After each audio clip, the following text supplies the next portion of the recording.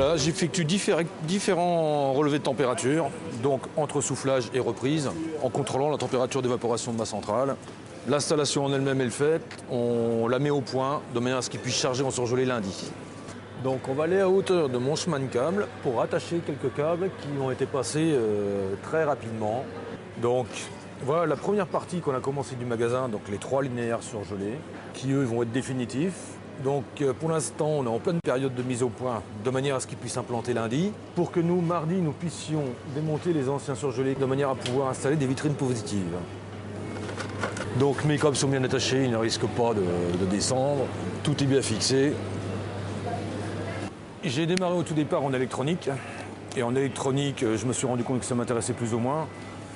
J'ai voulu suivre par la suite un stage soit en électricité, soit en électroménager, je connaissais un petit peu les deux. Et en fin de compte, on m'a découvert ce stage de frigoriste que j'ai fait sur 10 mois, et ça m'intéressait vraiment tout de suite. Donc j'ai continué, j'ai trouvé du travail aussitôt, et j'ai pratiquement tout appris sur le tas. Par contre, actuellement, maintenant, on demande de plus en plus d'examens. Je connais de plus en plus de jeunes qui font soit des bacs pro ou des BTS. Donc je crois qu'il y a obligation d'aller à l'école. J'ai fait quelques formations en foire industrielle, sans vraiment trop l'exercer parce qu'on est beaucoup plus axé sur le gros commercial. Mais oui, ça me plairait bien. Il doit savoir anticiper et en tant que monteur, prévoir le matériel nécessaire à l'installation, savoir braser, savoir le fonctionnement en fait, du froid pour pouvoir se soit raccordé correctement pour qu'il n'y ait pas derrière de problème à la mise en service et ensuite au SAV. C'est très très varié.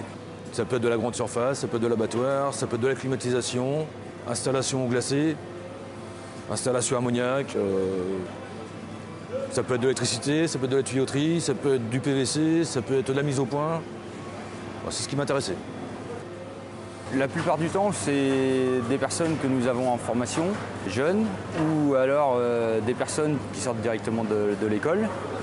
Nous les formons petit à petit pour qu'ils puissent acquérir, je dirais, les compétences nécessaires. Et via la diversité donc, du métier, pouvoir choisir sa voie en tant que tuyauteur ou en tant qu'électricien.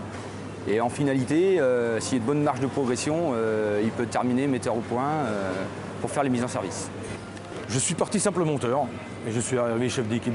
J'ai mis du temps, comme beaucoup de gens, mais bon, c'est intéressant. On est 11 personnes et c'est moi qui les gère tous. Vous ne faites jamais la même chose. C'est surtout ça qui est intéressant.